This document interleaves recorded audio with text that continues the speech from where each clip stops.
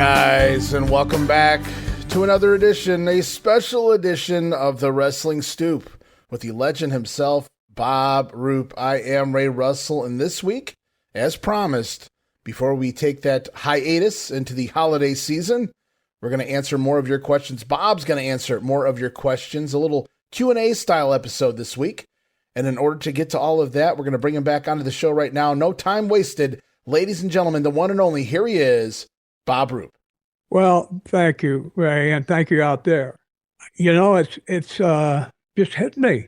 Definitely won't be back next week, and I'll miss this. I feel a connection. Where does this might sound? I visualize people. I mean, first of all, let me lend some clarification.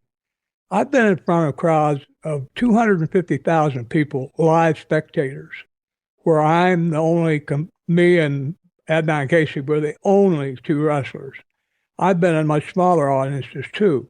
But I mean, when I visualize, and I only use that to say that when I visualize you out there, I have a visual picture in my mind of people who are listening and being interested in pro wrestling. That brings, that I'm reminded of all those crowds and things. So it's personal.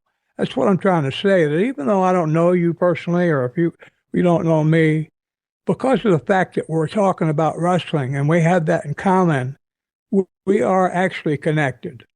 Hate me, love me, hate me, despise me, whatever. If you're listening, we're connected.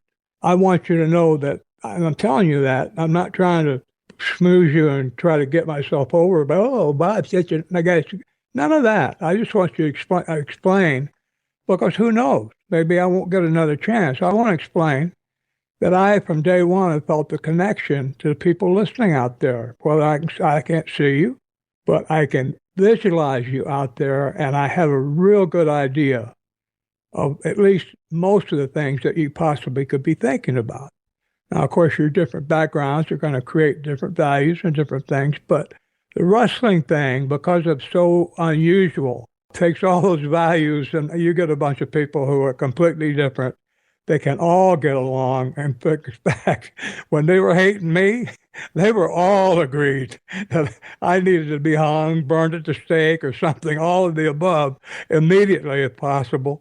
Eaten alive by fire ants would be a good start, and then we'll work up from there. But anyway. Bob, you sure you didn't take one of those gummies before we started here this week? No, you know what? I'm so happy to be back. And also heard from you that you're, worse with your health problem. That is true. And that is such good news, because, ladies and gentlemen, Ray and I have never met. We haven't actually, even slapped palms together. But I love the guy. He's done me the biggest complimentary type service that anybody could do, is let me share my life with you. So, yeah. And the other thing is that's necessary for me to love people is I have to respect them too. And all you have to do is go to WrestleCopia and see what this man has produced. And if you don't have respect, you don't know what respect is. Because if you got any, you're going to have it for what you see and for the man who created it. So it's our last show for a while. And Ray, I'll say it now. I mean, usually you wait till the end, but it's been a privilege and an honor to work with you.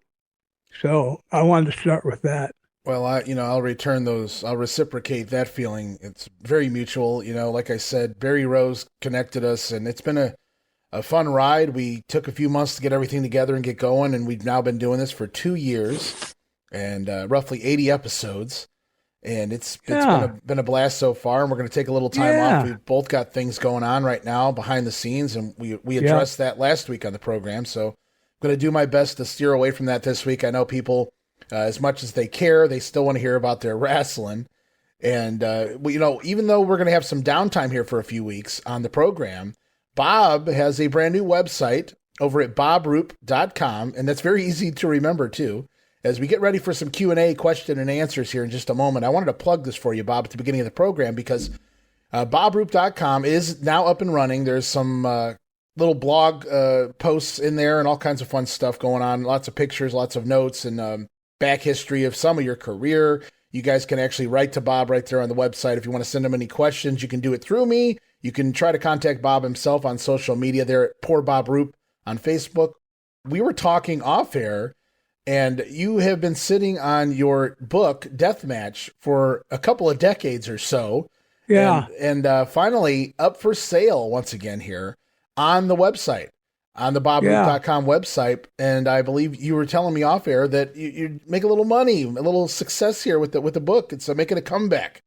Well, the last 2 days I've gone to the post office and mailed 3 copies. I mean, that's 6 copies, big deal.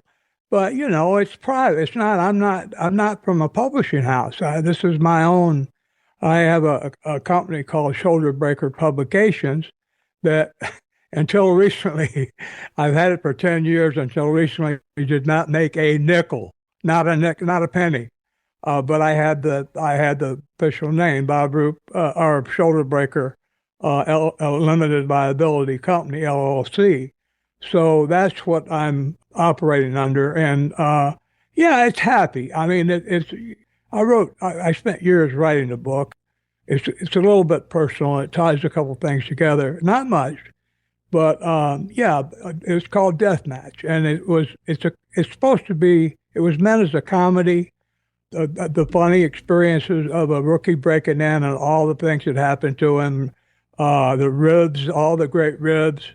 I want, in fact, remind me, Ray, I want to talk about the Mabel if we have time, but because it's in the book anyway. But I found out that the publishing houses said we like the book, but we are research, and you've heard this, the wrestling fans don't buy books. Well, that's changed. Now, we're still a niche, which means a small area in the literary world, but there's a lot more writing now. Most of them are biographies, not a lot of fiction. Deathmatch is fiction because that allowed me to have the protagonist, who is based on me, but he can have all these ribs and all these running around naked in the courtyard and being, scared to death that he's been shot, if somebody's going to shoot him. And all the ribs that they pull on him in this book, they didn't happen to me personally. So some of them did, but these great ones, I could get them all in the book. So anyway, I changed it to it was originally Rookie Days, DAZE, Tales from the Mat. I had to change it because, again, wrestling fans supposedly don't buy books.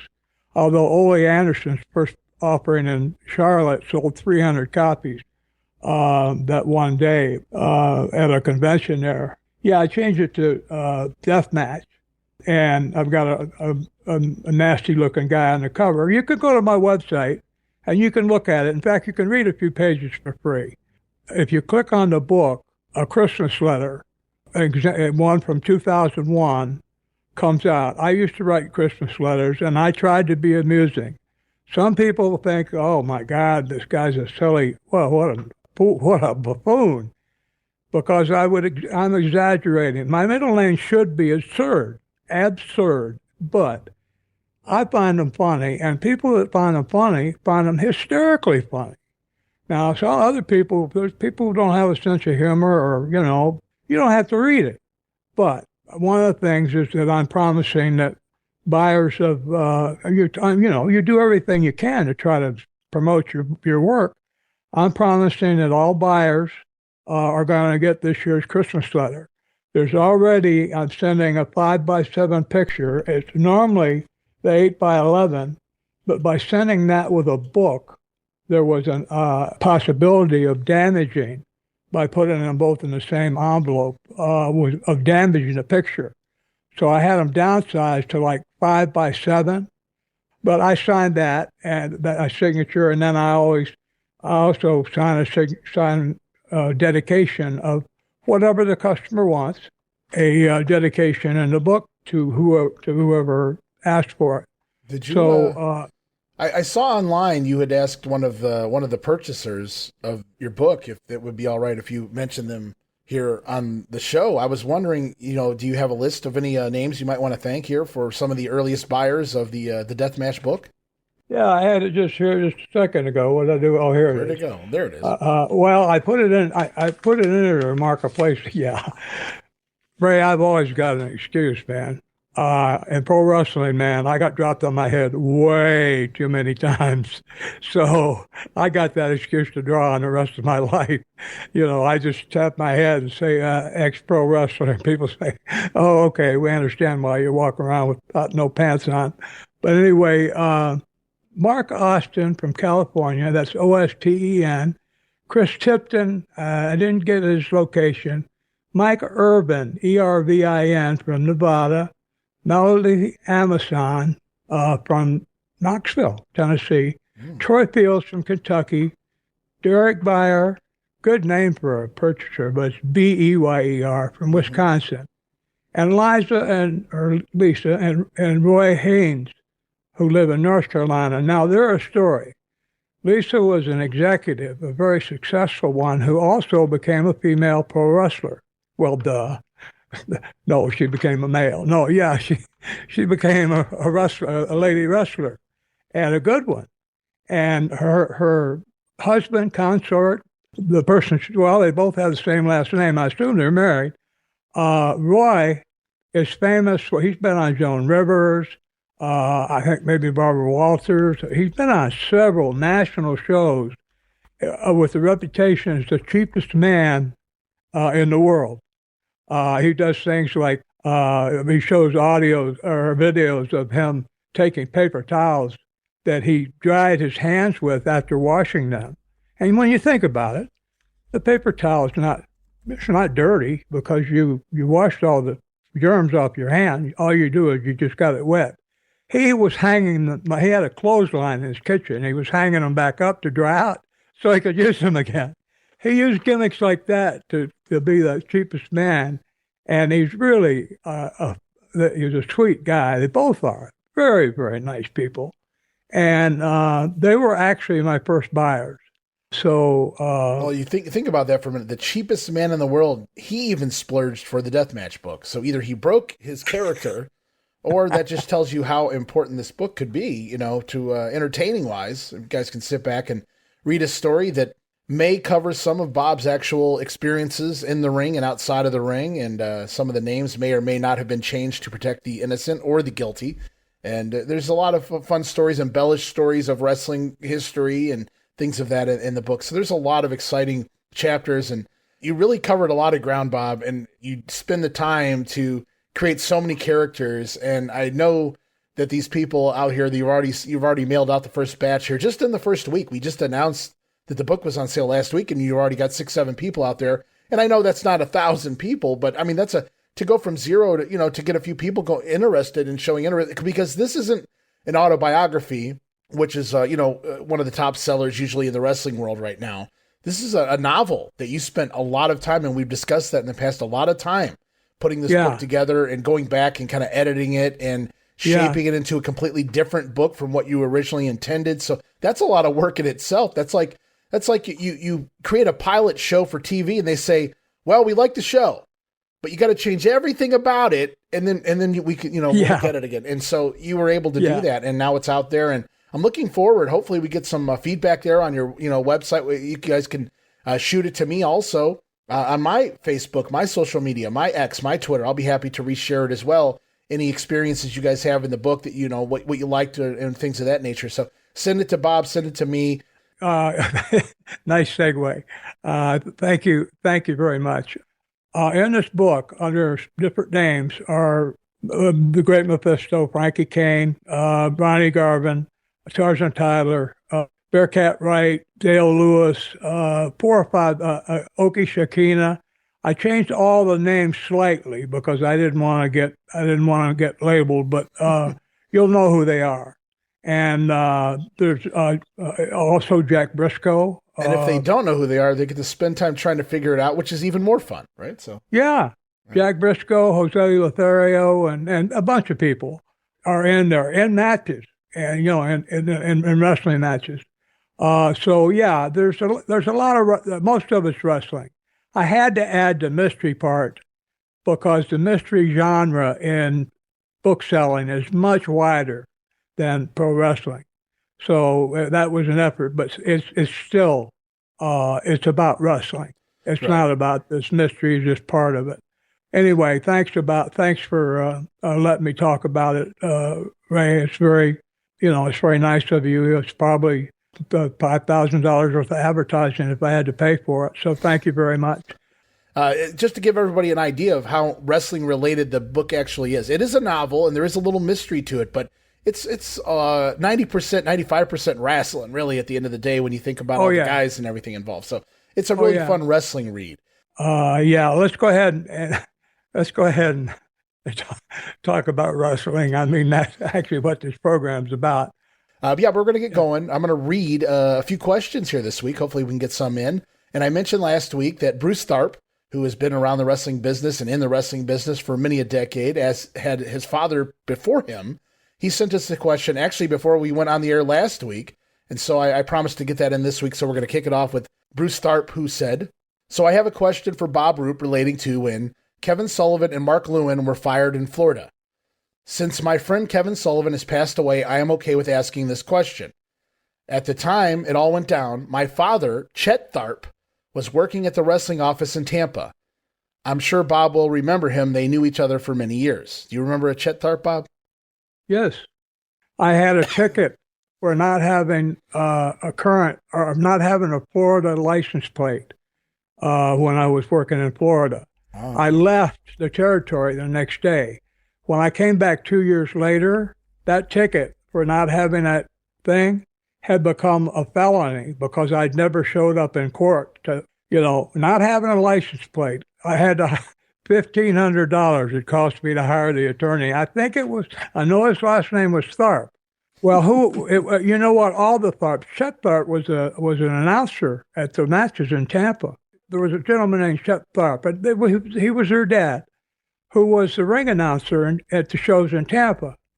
And he was a quiet guy, and he didn't come in the dressing room. And I didn't get to know him very well. There was an announcer in Miami called Frank Freeman that was a lot more gregarious. I got to know him. He was an old timer and had a lot of great stories.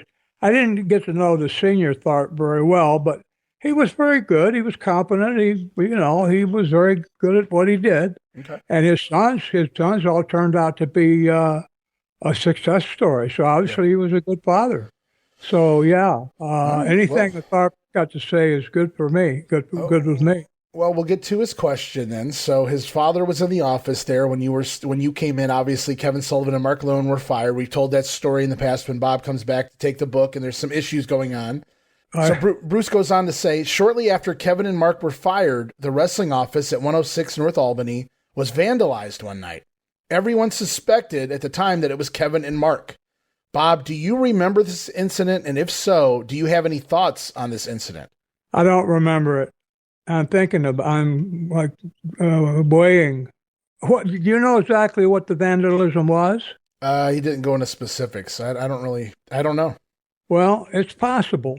Kevin went from being, in 1 week, the booker to being fired. And Mark too. Well, we've also discussed how many types of things these guys were on at that point in time as well. Kevin pulled his pants down had Steve Kern pull his tights down on TV and bare-assed the TV camera. Mm-hmm. Harold Matsuda was so upset. He came in immediately after the show and said, "Fire him." And I told him, I'm going to, but he's in an important match on Friday.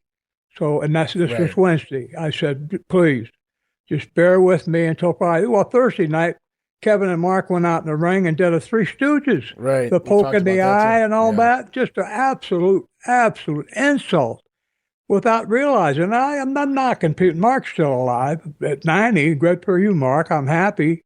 And the last time I saw him, he was very pleasant.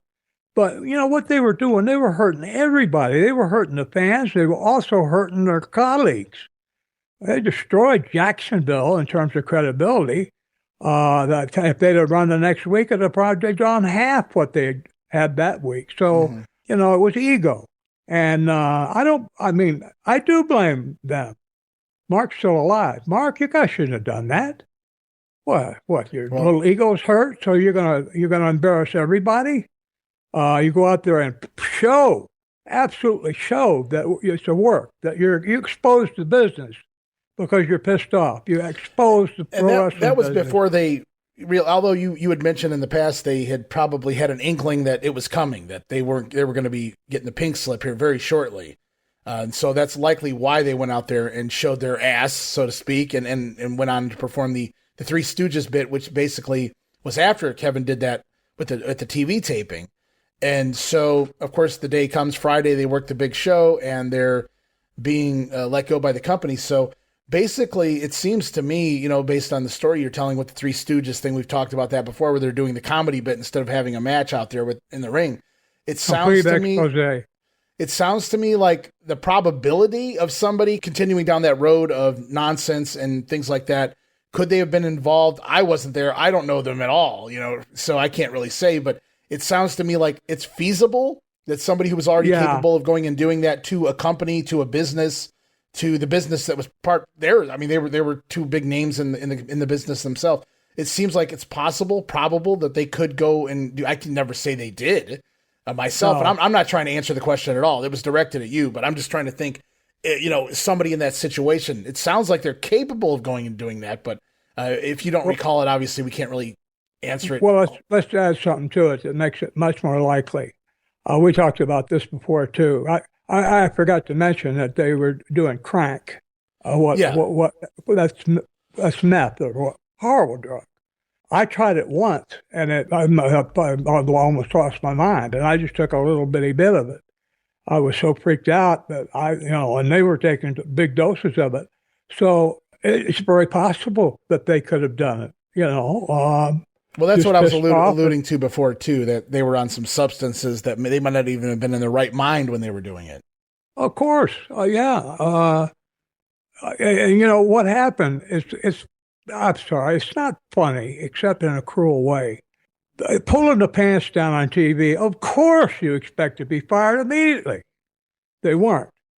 Going out and exposing the business and doing a Three Stooges routine in front of it wasn't a big house. Jacksonville hadn't been run regularly for a while, so it was probably half full. But still, 4,000 or 5,000 people. And they pull a comedy act that totally exposes the business. And they were trying to get fired. I needed to keep them for Daytona Beach because we had a big show and they both had matches of some import. So I needed to keep them. Well, what happened?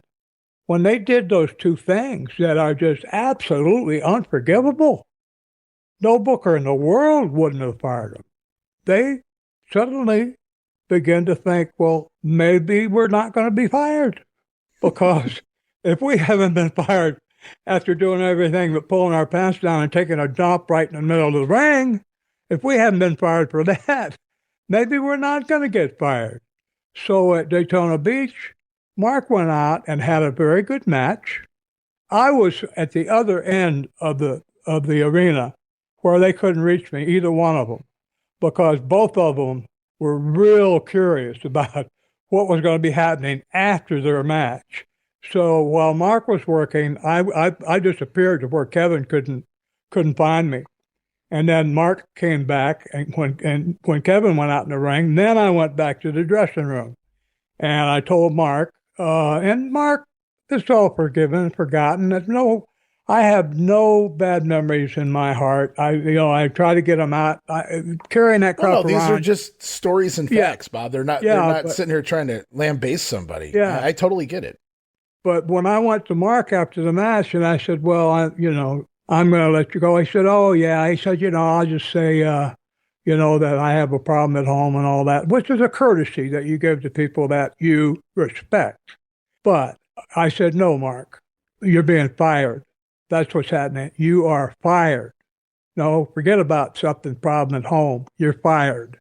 I'm not mad at you about it, but I'm disgusted. I'm disgusted that you were my booker in Australia when I was a young kid. and you were at the top of the world. And here I see you go out and make an absolute clown out of yourself last night in Jacksonville. I said, I mean, my respect for, how am I supposed to maintain any kind of respect for you when you do that? You're fired. Good luck, but you're fired. Don't go saying that you quit or anything else. You are fired. Well, Kevin came back after his match, and I told this story, but I'm telling you, rest in peace, Kevin. And Mr. Tharp, I'm sorry that I'm glad he was your friend, because Kevin could be a good, he could be a good guy, but he wasn't all the time. Sometimes he was an a-hole, and he was nasty, and he would screw people around. So anyway, he goes out there with Kendall Windham, and Kevin I don't think he'd done a high spot where he hit the ropes in 3 or 4 years, because his Prince of Darkness wrestling technique was kick and chop. You didn't have to know wrestling hold from, the other side, dark side of the moon. All you had to do was, can you raise your arm hard enough to chop? Can you lift your leg back far enough to kick somebody? You're hired, because that's all they did. Meat chopping, we called it.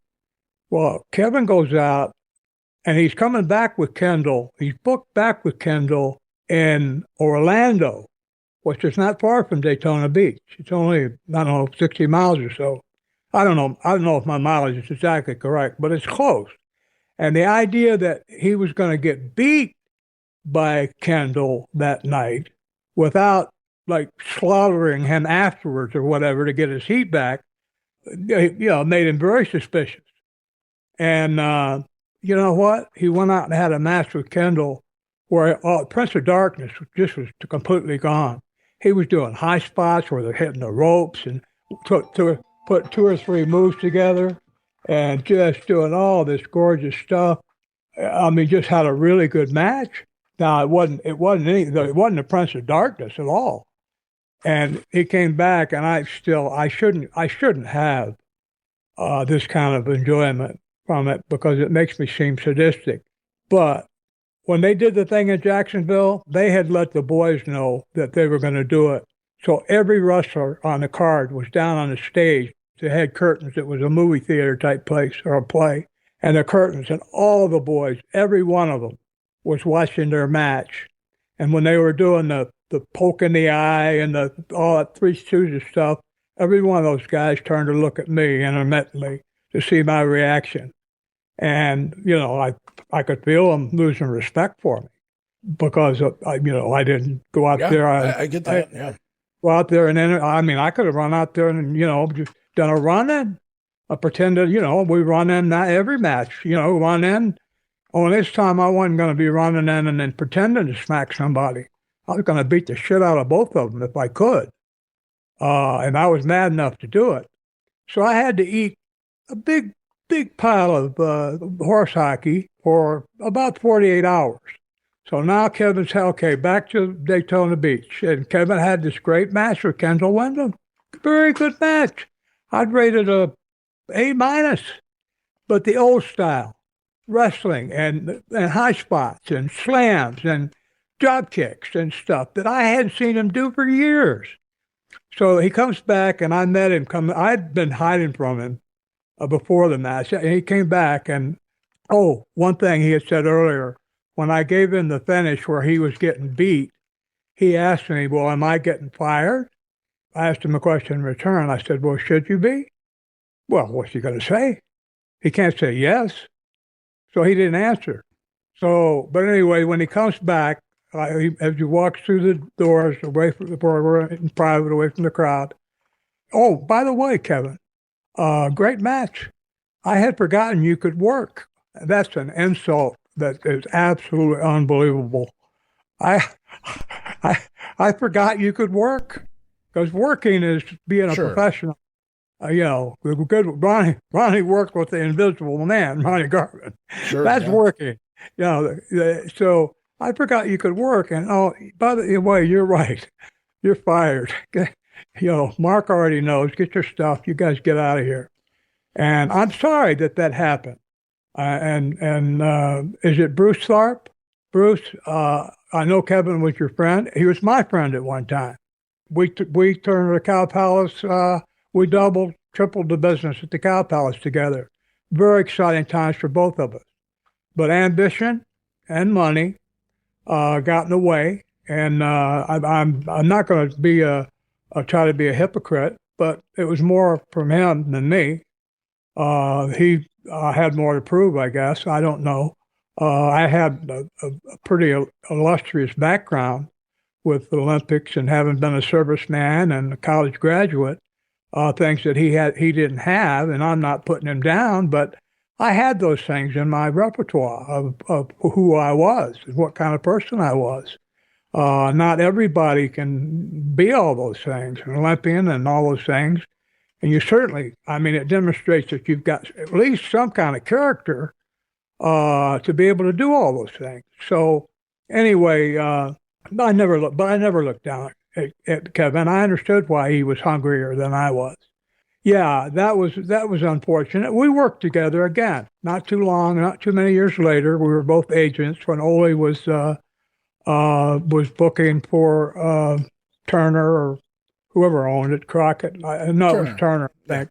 Yeah, and we never had a beer together. We never went anywhere together, but we had to see each other, and we were cordial. We were cordial. Okay. I saw Gordon Soley was working, and I'd fired him too, and he was cordial too. Because what are you going to do? We're all working together to have a show. Yeah. And we're all actors in this repertoire of actors, of troopers. And I mean, not stormtroopers, I mean TROUP, like a troop. Yeah. Old-timey troop, yeah, absolutely. Yeah, old-timer troop. We were like a troop. We were like a club. So I'm sorry, Bruce, that I had to treat Kevin so shabbily, but he asked for it. I mean, there was absolutely no other choice. No. I mean, you know what? It's really calling into question your authority as well. Like you said, that boys were looking back at you. What are you going to do about this? And if you don't do anything, then they kind of get an idea that the inmates are running the asylum. So I think, exactly. Obviously it was a good call. Obviously it was Hero who came to you, but you were going to likely do it anyway. I would have to imagine you're going to have to pull the plug, even though, it was hard to come by good talent during that time period. You still can't let them run the ship. And so I totally get that. I had to fire a guy because I was unknown. As booker, I had to fire a guy in every territory I started booking in to get the respect of the other guys. Right. Guy in California, I won't say his name, but he gave me an ultimatum if I'm not back in the main event at the Cow Palace. He'd been in the main event. It didn't draw. Yeah, Al Madrill. Okay. I'll say his name. Yeah. Well, he came back and, after not drawing a lot of money, and I was going to bring him back in 2 weeks. Or, in 2 shows. Right. I was going to make the angle hotter. But, I didn't blame it on him. But he came and said, if I'm not in the main event next week, then you got my notice. Well, and then he left. Patience is a virtue that most wrestlers do not have. Yeah. He left the dressing room. Or I would have said, well, no, you're fired now. You can't come in here and threaten me.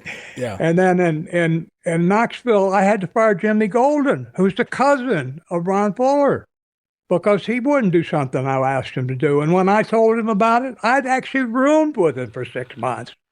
And I still like Jimmy. He's a likable guy. And when I fired him, he hung his head and he said, I know, Bobby. He said, I know. He said, I shouldn't have. The baby faces hadn't shown up. He was there, and he had already worked. I needed him to come, and Ronnie Garvin was the main event. He wasn't back yet. Jimmy was the most prestigious wrestler that was still around, and I wanted him to go in and substitute and put in some time, hoping that Ronnie would show up. I sent the referee out to get him. He came back and said he's not going to do it. So I had to fire him. And, I told him later, it's unfortunate. He said, "Oh, Bobby," he said, "I understand." He said, "I had it coming." So, he was a man. In fact, he was a good man, and still is. I don't know. I hope he is. I hope. I don't know if he's still alive. Good things about Jim. Yeah, we had Jim still out there. Oh, he's a good guy. What a good-hearted man. I Well, really liked him. Really uh, decent person.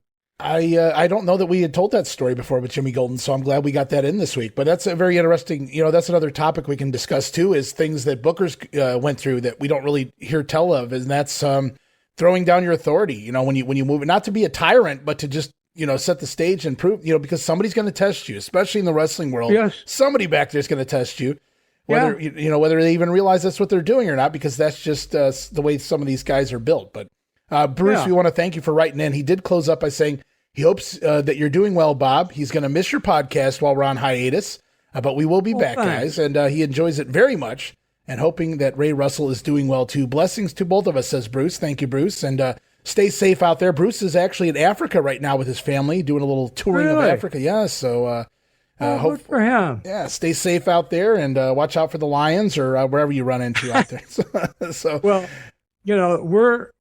our stuff is forever. You realize, our digital stuff is forever. sure. So Bruce will get plenty of time. Maybe it's 20 years from now to be hearing this. But Bruce, thanks for the question. Oh, by the way, Mhm. Kevin went on from what we're talking about to accomplish much, greatly. Certainly. He worked at the very top. He was booking for the Georgia office when it was the Georgia office against New York. He was a main fixture in the booking. WCW, right? Yeah. Yeah, so he did very, very well for a guy who started. He started with nothing. I started with having all kinds of background and the Olympics and all that, and so he accomplished far more than I did. My telling that one story, that's not indicative at all of Kevin Sullivan. He was he became a true professional and had a great career. Well, we all have our highs and lows in life, and it sounds like Kevin was experimenting with some things that may have gotten a hold of him as well to some degree during that time period. Well, and it was the 80s, guys, at the end of the day. It was the 80s, for better or worse. We're going to go on, Bob. This is kind of a two-part question, but we'll handle it here.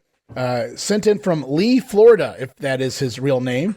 He says, "Hello, Ray and Bob. I am working on a book and a documentary about Coach John Heath and the history of wrestling at the Robart Arena. I would greatly appreciate hearing any stories or insights Bob could share on John Heath, as I know Bob knew him well. Also, in a previous episode of the Wrestling Stoop, Bob was discussing how they typically didn't utilize amateur wrestling techniques in pro wrestling. He very briefly referenced that there was one exception to that generalization in a match with Bob Roop and Bob Orton versus the Brisco Brothers before being steered back on topic. That was my fault. I steered you back on topic. Sorry, Bob. He says, I believe the match he was referencing was at Robart Arena on January 31st, 1976. Well, he's got the date here.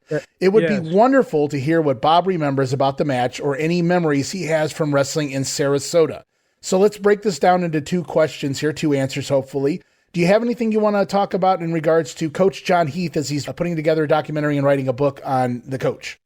First of all, Coach Heath was a very, very good man. He was a very good man who did not let professional wrestling sully him in any way. It didn't stain his character. He wasn't doing things to, playing around, cheating on his wife, or doing drugs. He wasn't doing what the typical. He was a very good, decent man. We had a lot of heat between John and I, unfortunately. Later, I'm going to the end of the story, really, but Hiro Matsuda wanted someone else. John was doing commentary with, I believe, Buddy Colt on Sunday, on the show that aired Sunday. I think I'm right. And John was not, John was low key and mild and everything. And Hiro and Duke Kiyomuka, Hiro Matsuda and Duke Kiyomuka had mortgaged their homes to keep Florida Championship Wrestling alive, to keep enough money to keep paying the lights, keep the lights on at the snake pit, keep all the snakes inside. The funny one that I remind was when John and I were doing all the amateur stuff in, I think my second match, and after about 10 minutes, the crowd got quieter and quieter as we were doing duck unders and single legs and all that. So finally, hey, look, when are we going to see some real wrestling? Yeah, that's So, the irony of that comment just gets me every time you tell the story. It's hilarious to see. We want to see the real wrestling, the pro wrestling, not that amateur stuff, fake stuff that you guys do in the amateurs. But well, it was so early in your career, second or third match, so you really didn't have a whole arsenal, a repertoire of pro wrestling maneuvers at that point in time. So you're kind of letting John lead the way.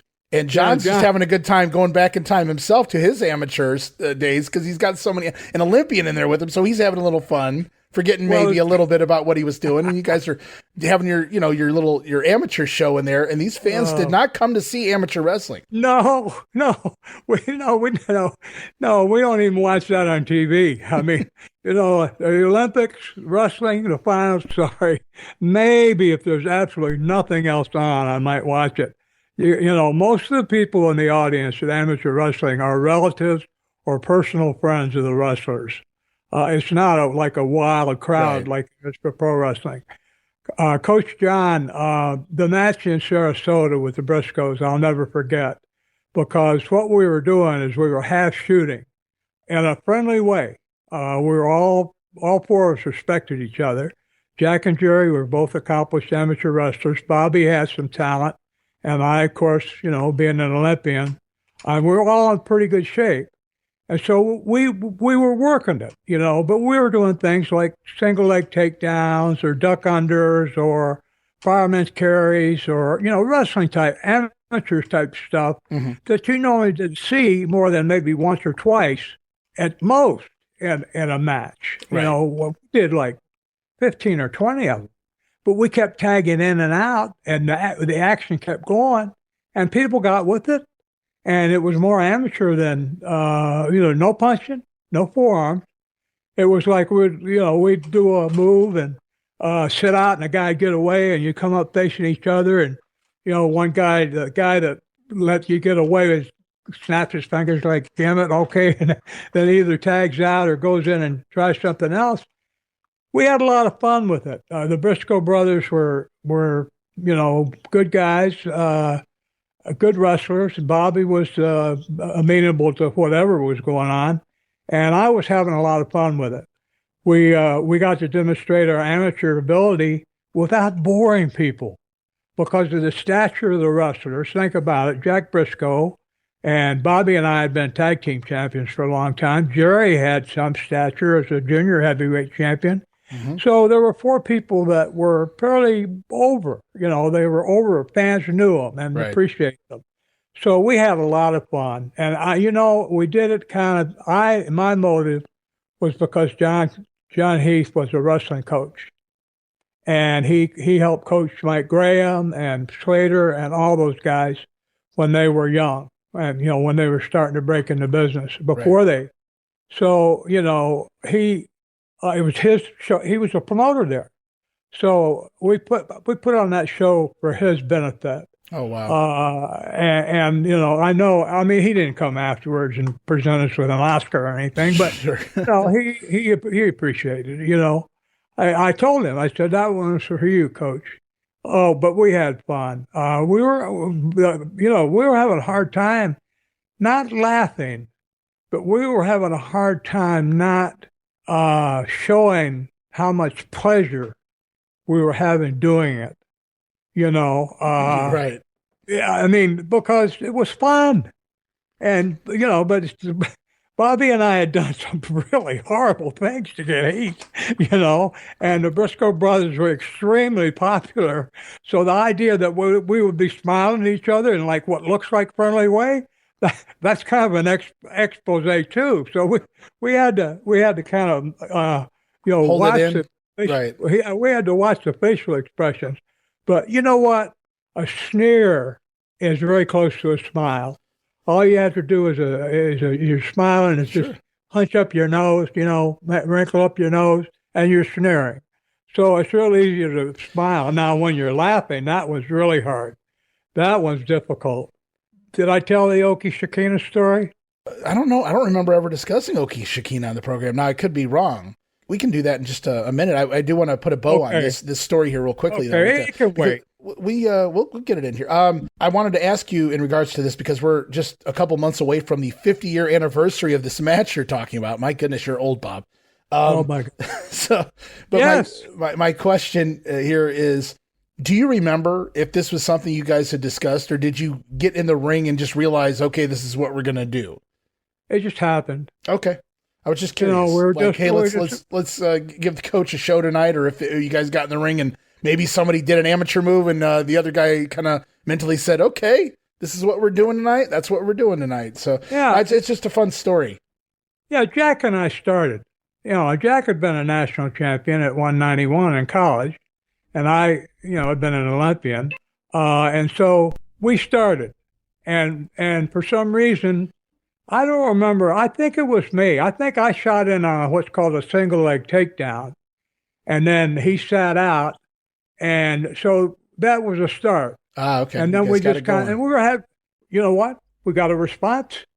The people didn't say, "Hey, we want to see some real wrestling." Then you got to pivot, because it was Jack Brisco. Yeah. And so, Jack got up and we did the typical pro stuff. Jack shook his finger at me like, "Oh, you didn't think you were going to keep me down, did you?" And I tell you what, it was so much fun. It's one of the most fun matches I ever had because we got to demonstrate a lot of amateur techniques. Again, we were half shooting.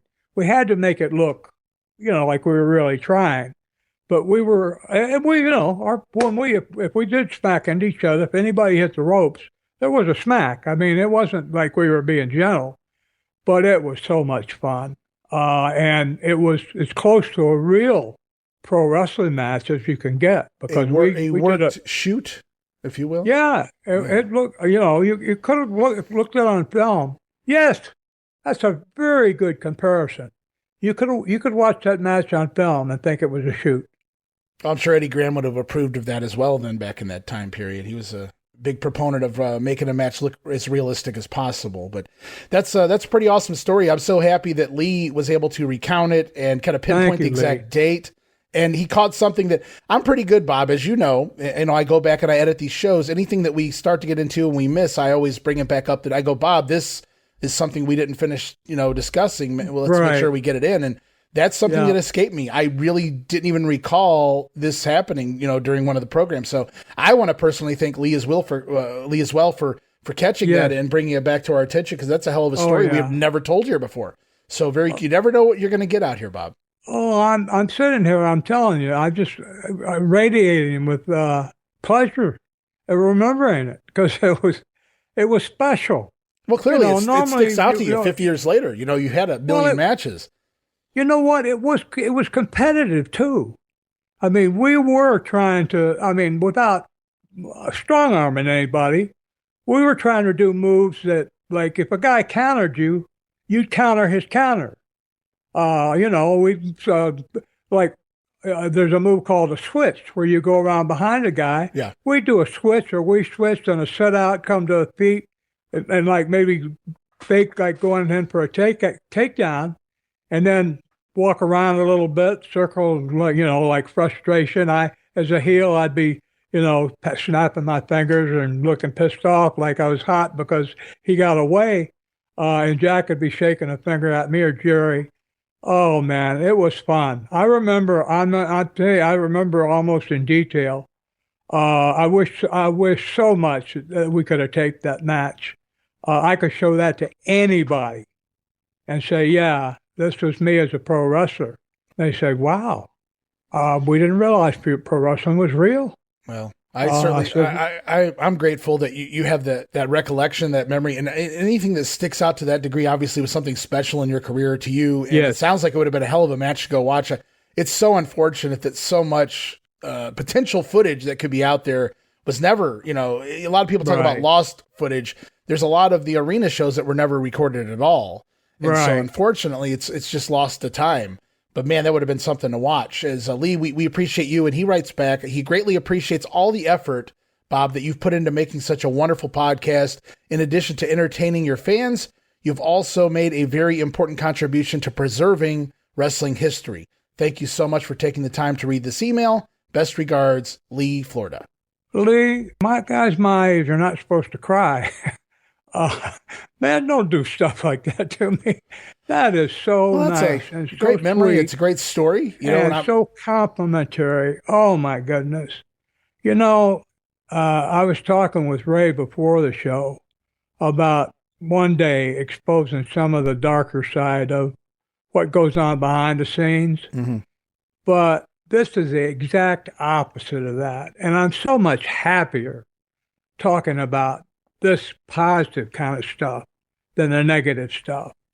So thank you. Thank you so much for that compliment and reminding me of such pleasurable time. It means a lot to me. I don't take anything for granted. I don't judge. I don't allow myself to be judged. That's no big deal. But anyway, thank you very much. It's very, very, very kind. A great question. You know, before we move on, we do have more questions here, but I wanted you to get in your Oki Shikina story. Well, Oki was, I believe, Hispanic, pretending to be, I think it's the same guy, who was pretending to be Japanese. And he was ticklish. He did a thing where he took me down in a headlock, and he was laying there with me, he was sitting on his butt with me laying there in a headlock. Sonny Myers was the referee, and Sonny was a card. And I was fairly green at the time. And Sonny said, I was laying with my face up in the headlock. And Sonny looked down, got down on one knee, and he said, Bob, you know it's 10-2, don't you? And, he kind of in a soft voice. And I said, 10 to what? He said, 10 to your own business and try to have a good match. This one's the shits. Oh, man. Well, it was a joke. No, I can't believe you worked that into the damn ring, though. I broke into, I mean, belly laughing. Well, I had to turn. I mean, I was absolutely about to bray like a donkey with laughter because it was so funny. And I was nervous. Anyway, being green. What I did is I turned my face and I put my face into Oki's side, like his ribs area, where I was covering the fact that I was laughing like a maniac. I didn't want to expose the business. Well, Oki was ticklish. And when I was laughing, I was tickling the absolute crap out of him. I mean, it would be like 15 people were tickling him at the same time. He let go of the headlock and started scooting around, trying to get away from me because he was laughing. He was laughing. Well, that's a new escape hold right there. We had to look like both of us went insane or something out there.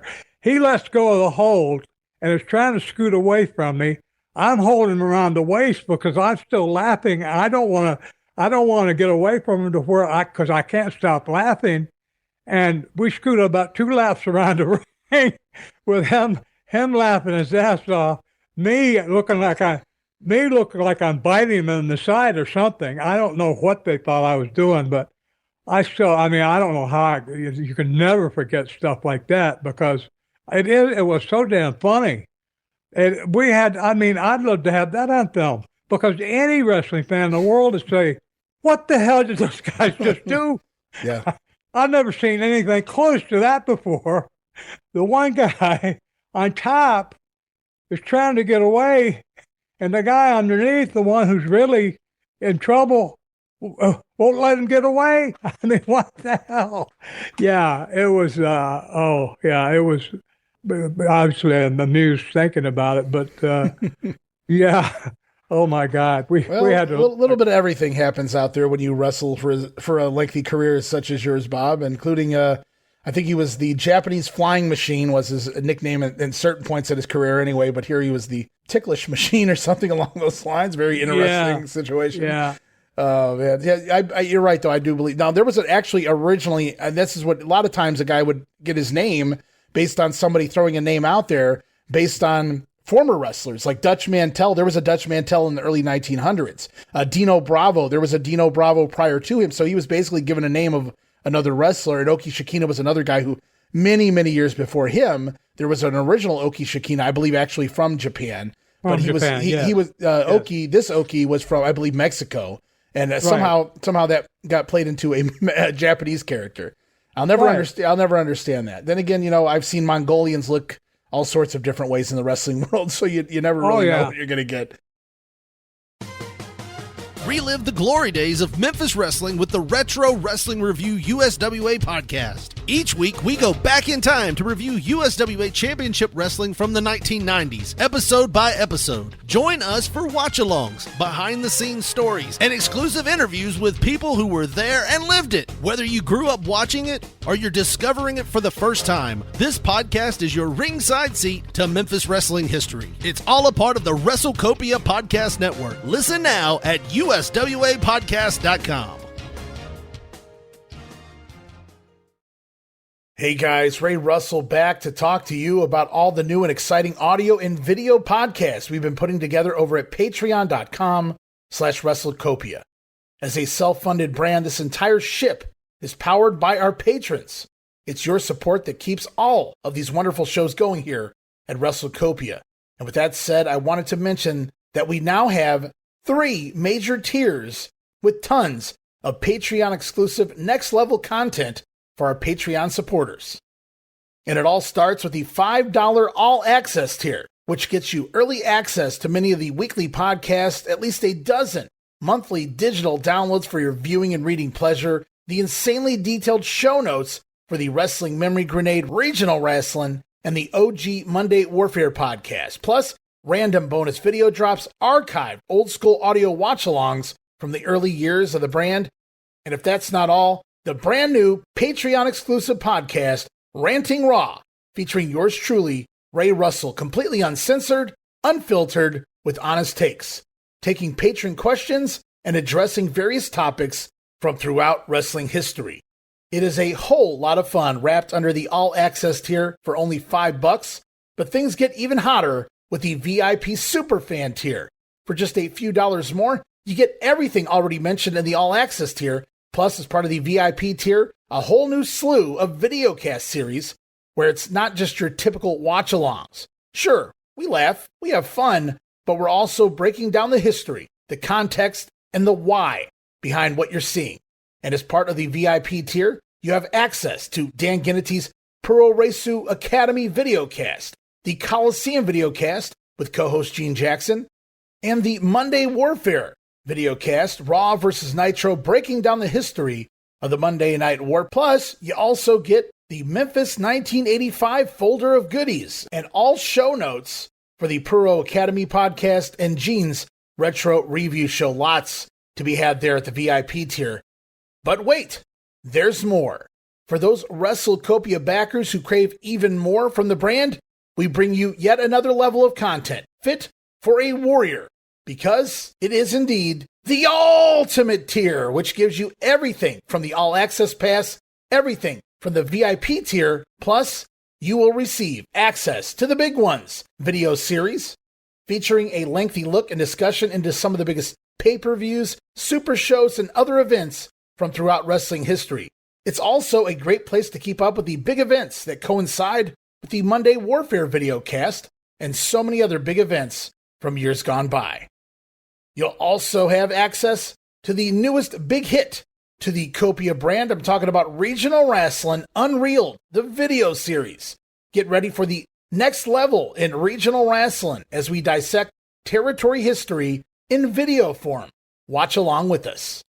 But still, even more for your money, guys. You'll also receive access to the Treasure Chest, which offers patrons the unique opportunity to download and watch select rarities from wrestling history. And for those of you who are wondering what we offer, are contemplating joining a paid Patreon membership, or simply a curious lurker, a reminder there's a free tier at our Patreon that you can join as well. Remember, guys, no subscription, cancel any time, but I think you'll like the content that we're offering there for any budget you may have. And you can sign up right now, patreon.com/WrestleCopia, or look for the QR code where available. We appreciate your support in helping us pay the bills to keep the WrestleCopia Podcast Network running and enabling us to continue to bring you all the quality programming that we offer.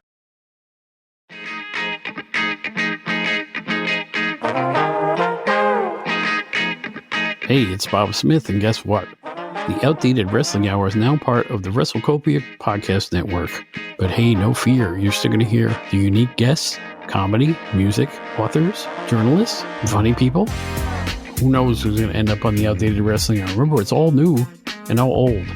So check it out in the WrestleCopia Podcast Network and wherever you get your podcasts. Listen if you know what's good for you. That's good stuff, man. Lots of throwback Florida stuff here this week. Oh, yeah. Well, people can, you can pretend to be anything. You're psychotic. I mean, Kevin pretended to be the devil. He did that to the point where I know he's even, spoke about it in later years, that they put it so over the top that not necessarily the gimmicks and things he was doing, but like there were parts where it didn't pay to do the devil gimmick as deep. And he would go to maybe say a booker or a promoter and say, we don't need to do the devil thing in this particular situation. And they say, oh no, that's your gimmick. That's what you're going to do. So it got to the point where everyone believed. I mean, I'm talking into the internet days where people just believed Kevin was a Satan worshiper because of a gimmick that he had done, decades prior. So that's how deep into that gimmick he was, and the way they played it. And it's just, unfortunately he was labeled that way. Many people probably bought it all the way to the end of, when he passed away. Yeah. Well, it became infamous. Like Abraham Lincoln being shot was infamous. That kind of thing. I mean, very momentous, but a bad thing. Not famous, but infamous. Yeah. Yeah, that became, that Satan stuff became infamous. It was widely known because people wondered, is this guy really possessed? He was very convincing. And Lewin acted like a total lunatic. Yeah. I mean, he didn't have to do anything. He looked like rolled his eyes and he looked like a mute, like a zombie or something. Zombie, yeah, he did a good job with that purple haze deal. Yeah, he was excellent. Zombie's a good word. That's what he looked like. And Kevin was doing all his menacing stuff, and you had Trudy Bashan, who Luna, yeah. Yeah, she put on the makeup and stuff, and there was Nancy. I don't remember her being too demonish because she was so pretty. I don't remember her ever getting real looking like a devil or whatever. But and then there was me as Mayha Singh with my head ass shaved and everything, and Weirdo Central. Kevin's and I'm not knocking it. Infamous draws. I mean, people came to watch it, so it was good. But it wasn't, it wasn't something you'd want your kids to imitate. Sure. You don't want your kids to be Satanists. Well, while you're on the topic, we're talking about Kevin and talking about Maha Singh, the Maya Singh character here. We had a question. It wasn't next, but we'll bump it because it's very timely right now since you're in the discussion anyway. Craig Brinkley wrote in. And he said, maybe more thoughts on your Maha Singh character that you played behind the scenes on the videos that you did. Did you shoot them in one take?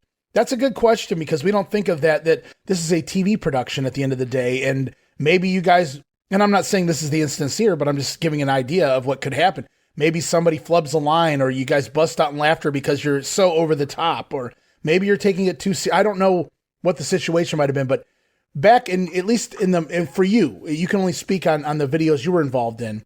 Did you ever have to stop and begin like take two because of some silliness that went on or any other reason for that matter? Or maybe you guys got a better idea. Hey, let's do this again, but I'm going to come in from this way, or we're going to do. Did you guys ever stop and reshoot, or was it always one take? It had to be one take because the tapes in Florida, for example, the tapes had to go out that day. To Jacksonville. They had to go out the day they were made. They didn't have time we couldn't wait till Thursday. They were shot on Wednesday. They had to go out that day. So Dave Togi, who was the everything, the guy did everything. He was the producer. He ran the camera. He edited. He was excellent. And Jerry Prater, who was the PR guy, made the programs and all that. He was excellent too. They had some real talented people down there working for them. Eddie Graham, when he was sober, he was a bit of a con man, but he was very convincing. I mean, I went to like high schools or small college gymnasiums that would be full of children or young adults because Eddie was there, I was there. I don't know how much I met. A lot of times, one or two of the sports anchors for the TV shows in Tampa would also be there. And so there would be an assemblage of, Eddie probably being the most famous in terms of being on TV. I don't know, if you're on the news every night for 10 years, you're probably pretty well known. But anyway, we would do anti-drug talks, talk about, pot was considered at that time to be worse than witchcraft. Now it's a medicine. It's used mostly as a painkiller, as a medication. At the time, it was like, oh my God, if you smoke pot, you're obviously, you're absolutely going to be doing heroin in a month. That was the kind of thought I was. People were just nuts, didn't know anything about it. When Jack Brisco and I discovered it, oh my God, we only smoked going home from shows. But oh, what a change. I mean, we can completely get away from our wrestling personas and just be ourselves and just laugh, sing. Janis Joplin sang a song. We would actually sing it at the top of our lungs, just having a great time. Just had fun. And it was because of the pot. We weren't stoned to the point where it was it was dangerous driving or anything, but we weren't used to it. So it was really a mood changer, and it was great because the wrestling business sucked. You're driving, no, we get it. You're coming back. You did TV that day. Jumped in your car, drove to Miami, worked the show. Now you got to drive back home. You're in your car for like 10 hours, 11 hours. And then the next day or 2 days later, you're doing the same thing again. I mean, that's after a while. I did it for 15 years straight. After a while, it really sucks because you're living your life in a car. Sure. This is a fun question. I don't know if you've ever thought of this because you're from a different era of wrestling, but as you know, wrestling theme music became a big thing in the 1980s. Everybody, from JYD on down the line, Randy Savage, all these guys would eventually adapt to theme music. And in today's day and age, every wrestler, I'm sure a fan would be looking cross-eyed if somebody came out without any fanfare, any pomp and circumstance, if you will. And so one of our longtime listeners, and he always seems to have a question, and he sent in a few. We're going to get one of them in this week, wrestling related. It's a fun little question. I'm curious if you ever thought about it. William Jett writes in, he said, if Bob could have had any ring music of his choosing during his prime, what would it have been? Bob, I got to ask you, did you ever think about, man, if I had ever had theme music, this is what I would have liked to have come out to? No, I never did, but I do now. And it would have been the song, Do You Feel Like I Feel? I can't remember the name of the artist. The song was about 5 minutes long. It was very, very, it was hard to play it because radios didn't want to play songs that were 5 minutes long.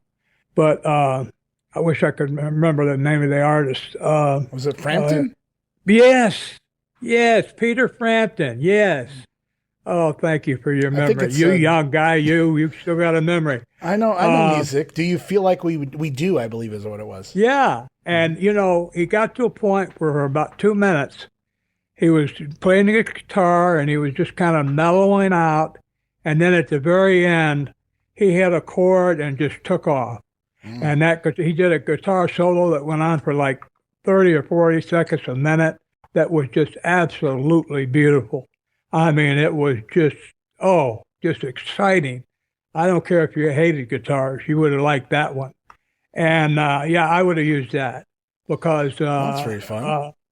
Yeah, I would have used that in a country second. The minute it started playing, I'd burst through the curtains make my way down to the ring. Well, you guys heard it here first. Any of you fantasy writers out there that go back and write little fantasy wrestling matches and storylines and things of that nature, you guys are going to have to book that theme music for Bob and your storylines. I'm looking forward to reading that someday on the interwebs. I want to thank William Jett for writing in again. He did say, Bob, before we continue too, he said he's sorry to hear about our hiatus, but he's happy both that you and I can take a well-deserved break to focus on bigger things going on right now in our world. I'm sure you guys will be back better than ever soon enough. Wish both you and Bob, Ray and Bob, all the best. Well, that's very, very, very kind. I want you, please, to redirect your attention to Ray, all of it. My personal physical health is good. I'm actually exercising again, and I feel good. My weight is down. My weight is down 10 pounds below what I weighed as a senior in high school. Being asphyxiated for 10 minutes where I couldn't breathe, that was all the motivation. I talked about it 4 or 5 times. That was all the motivation I needed. I don't have, you know what? I don't think about food anymore for the first time in my life. So that's good. My son's situation, that he was in distress, let's say, of several kinds, medical and psychological. And I don't mean anything like being bipolar or anything, but distress. He was unhappy, and you know, if my boys are unhappy, I'm unhappy. So that has improved. My problems are basically gone. Yours are not. What's happening to you is not. Until we find out what's going on with your heart, I don't know what to do about your house. I'm you know what? I'm gonna try to live long enough to see what karma figures out as payment for you getting screwed around like that. If I have to live another 30 years, I'm gonna try to do it. Just real quick too, I don't want to go off topic and make this about me. Just real quick, any update, anybody's looking for an update. We did go ahead and go with the whole GoFundMe campaign. It took a lot of convincing myself and some wise words from a few people, but we started one up last week, and that's all over my social media. If anybody's curious, you guys can go check it out. We've actually raised 70% of our goal in just a week's time, so I'm happy to say that. I'm so happy. Oh, Ray, I'm so happy to hear that, my friend. You don't know how. Oh, my heart just grew about 2 inches. Oh man, that is so great. Oh man, so happy. We're still a ways off. I'm not trying to be unappreciative, because I can't express to you, especially in the first 4 days that we posted it, and everybody who shared it on their social media, everybody who was able to donate and help us out. It means a lot. The last couple of days have basically kind of, fell off. And so I do want to remind everybody it is out there, and we only have a couple more weeks to go before we have to figure something out. So even the smallest donation really helps. It goes a long way right now. We really appreciate it. But at the same time, I just wanted to put that out there. We did go ahead and we talked about possibly doing one last week, Bob, when we were recording, and I went ahead and went along with it. And I'm glad you did. The results are humbling, very humbling, and it means a ton to my family. So we're really appreciative that we've come a long way in a week. 70% of a goal is pretty damn good. Folks. Think about how much this gentleman that was just speaking to you, how much respect and work that he has put into something you appreciate and enjoy, wrestling. History, action, matches, everything. He has worked. It's not easy. You have to be talented to do it. And he's done it.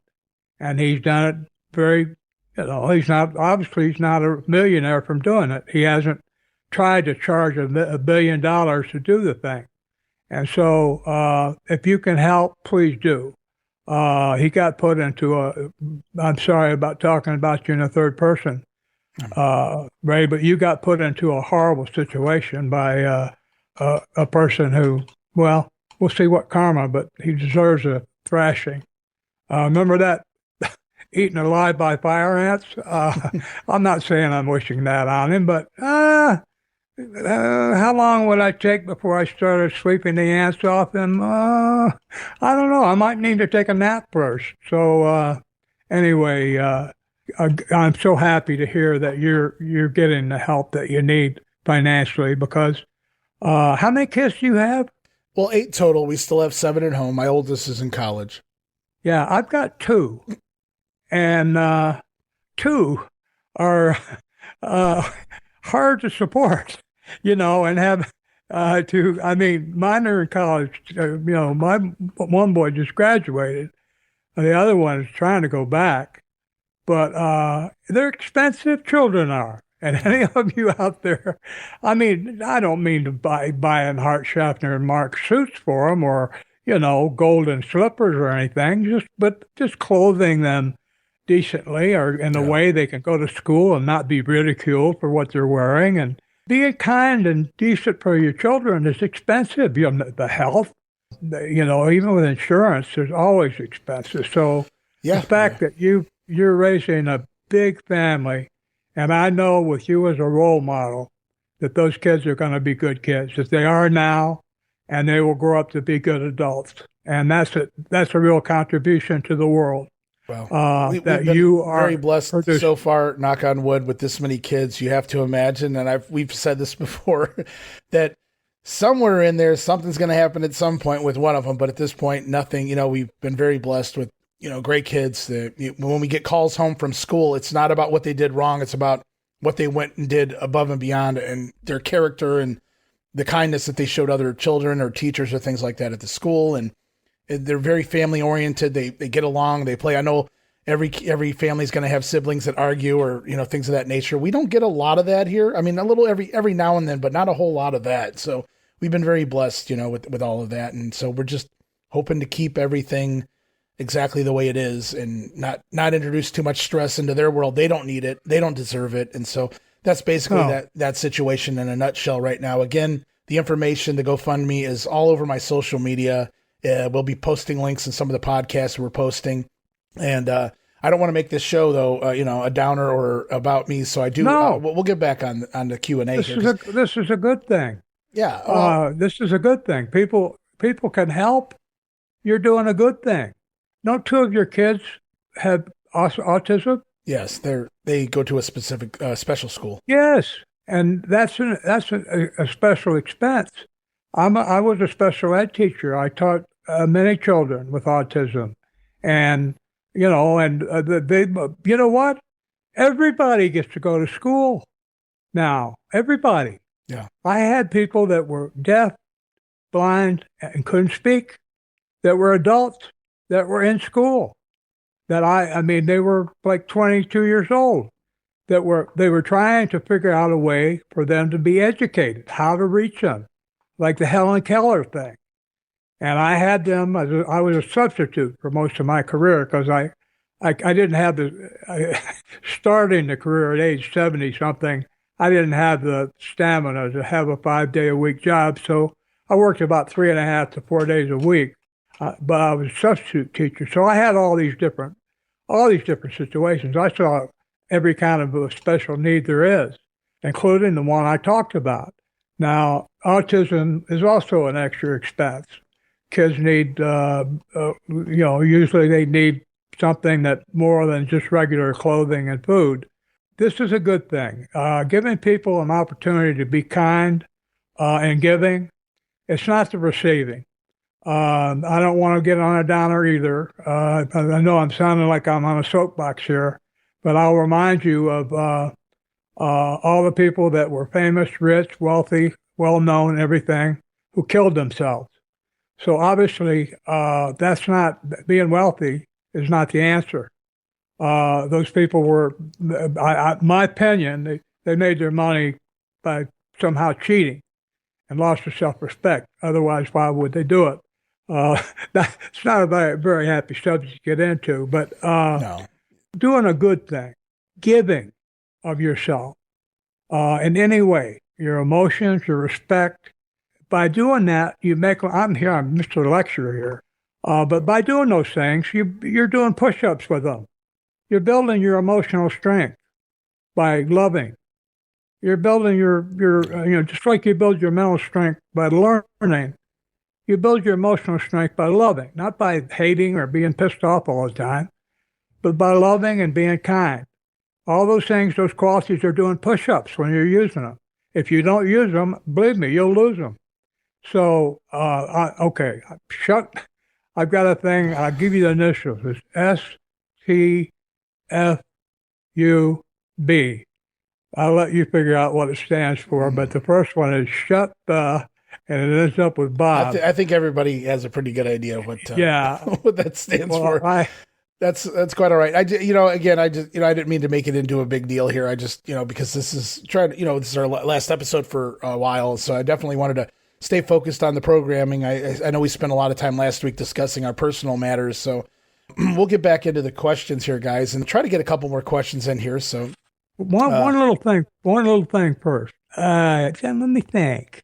Now, Ray, if you aren't healthy, if you aren't, like, say, your heart, all your problems, if they don't work out, there will be no more shows. Well, right? Well, yeah, that's. Yeah. Well, we want you back. Anybody out there is listening, obviously, I definitely do. Even if it's not working with you, just to have you you make the world a better place by being in it. So, all right, what's our question? No, yeah, we'll continue on here. We got a couple. We'll try to get a couple more in real quickly. The coach, Terry Canova. Hey, coach, how you doing out there, buddy? He says he's dear friends with Jerry Stubbs, who wrestled around Mid-South when you were there, Bob, as Mr. Olympia under the mask in 1982. Right. He was curious if you have any stories or memories of Mr. Olympia or Jerry Stubbs. If not, just any anecdote you might have from the Mid-South territory involving JYD, Dick Murdoch, Ernie Ladd, things of that nature. He says, thanks in advance. So I guess the first question, we talked about Mid-South on a 4-parter several months ago. Right. But I know we mentioned Mr. Olympia in passing. I'm curious, do you have any memories or thoughts on Jerry Stubbs? Was he a babyface? He was, yeah. They turned him heel, but I don't believe that was till after you left. Yeah, I was a heel. So I never, I see him. There weren't not a lot of dressing rooms where the boys were together. Mm-hmm. So there would be times that, only time I would see him is maybe if I was booked against him. I didn't get a chance to know him. He had a good reputation. Well, and by that, what I mean is that you never heard any outrageous stories. Oh, my God, did you hear what so-and-so did? Oh, the 5 naked women and, a wildebeest and, whatever. No, I never heard any of that kind of and to me, just garbage about don't get me wrong. I was not Mr. Perfect by any means in my own career, but fortunately I have been for the last 35 years. So I promised my children that I would be a decent man for them. So anyway, Jerry was good talent though. Yeah, he was a good talent, and never heard a bad word about him. I didn't ever see a match that like set the world on fire, or a critical match of some kind. Now about Mid-South, yeah, any match with Junkyard Dog was always great because he was so over that you didn't have to do much. That had to be a night off, right? I mean, you're working the main event at that point if you're working with Dog. You're getting paid the same no matter if your match goes 6 minutes or 60 minutes. Right. So, I mean, you go out there with Dog, you might work, say, an 8-minute match or something of that nature, and you get to go home. I mean, very, very minimal bumps. You take a couple headbutts, the big thump, the power slam, and you go home, and you're getting paid all the same. I have to imagine there was a lot of good reasons to want to work with the Dog. Yeah, he had a lot of stature that was so appealing or interesting that you didn't, a lot of times when guys got in the ring, even if both of them were well known, real well known. For example, Jack Brisco and Johnny Valentine, when they worked together, both of them were famous at the time. But if they had both stood in their corner for 3 or 4 minutes, tying their shoes or picking their nose or whatever, you would have started getting boozed and boring and all that. Dog could walk around the ring 2 or 3 times and just like say hi to, look at somebody and wink or he might be getting ready to tie up and look over your shoulder and see somebody and he put your hand up like, to my face, like, wait a minute here, and go over and wave at him or say something to him and get away with it. I'd be acting pissed off, of course, like, Right, hey, right. well, but he could get away with it. And working with him was a night off. Now, here's another thing, though. He wasn't really technically, he wasn't a guy you were going to do drop down, hip toss, kick right. off, arm drag. No, you weren't going to do that stuff with him. First of all, you shouldn't. He was a big, strong guy. People wanted to take down these great big guys, take them off their feet. And Ole was one of the first that expressed it. I mean, basically with as much scorn as he could. You're supposed to, hey, I think this guy was about 6'8", about 350 pounds, muscular as hell. I went out there for a tryout. And the first thing he did was start trying to work like a guy that weighed 200 pounds. And Ole stopped him right away and said, hey, your gimmick is not doing arm drags. Your gimmick is you're a great big muscular. You look like nobody should be able to touch you. Go back to wrestling school or wherever you need to go and learn how to act like the character, like somewhat like what you look like, because the one you're trying to act out now is all screwed up. I can't use you. A big man like you should not be that easy to move around. It's like, arm drag and Andre. Well, are you out of your mind? If you're going to take Andre off your feet, maybe even a baseball bat's not enough. And Andre had to learn that going to New York, right? They tell the story of Vince Sr. said, you're a giant from now on, you're going to wrestle like a giant, because there's plenty of footage of Andre out there prior to that time, you know, in Japan and things of that nature, where he's working guys half his size, but at the same, like they're at the same level. And it's knowing what you know now and going back and watching, it's like, oh my God, that guy snap-mirrored Andre. But Andre was just working like he was an average, say 6'2" guy or something along those lines. Yeah. And it's awkward to look at. But Andre's just trying to be one of the boys, right? He's trying to, if you're going to take a bump, I'm going to take a bump kind of deal. And, we've seen that multiple times throughout the years. Now, there's guys who adapted to it immediately, like a Nikita Koloff or a Road Warrior, where they didn't want to bump anyway or sell anyway. So they fit in perfectly. But then I remember back to Mark Callis when he first came to the WWF in 1990 as The Undertaker. If you watch his earliest matches in that company, that guy was a hell of an athlete outside. I mean, he had been a college basketball player and things, but you know how wrestlers would often jump over the top rope to enter the ring? Well, Mark would take those shots into the corner, and when the guy would charge in, a lot of times people would raise a boot. Mark would actually jump over the top rope to the apron, and they would charge in and miss. And it's like, you're slow and plodding Undertaker, and he's doing all these moves off the top rope when he first gets there. And they keep a couple of these type of things for his character, but very small areas, you would just see it randomly moving forward. And he eliminated a lot of that early on because that was his character. You're too big. You're 6'10", plus you're a dead guy. So you really shouldn't be so nimble. But it's amazing how much agility and ability he had that he was never able to showcase simply because he was a big guy and he wasn't supposed to have to do that. Well, Vince McMahon Sr. took him and said, look, no more of that crap. You're, or not crap, but no more of those moves. You're now the immovable object. You are a giant. Andre, you are the immovable object from now on. You're not to be. Now, when I was in Iraq, they talked about Andre had been the one right before me. I mean, it'd been a year, but over there, they were like Muhammad Ali fights. I mean, they were like Super Bowls. Yeah. Well, they talked about him doing drop kicks there.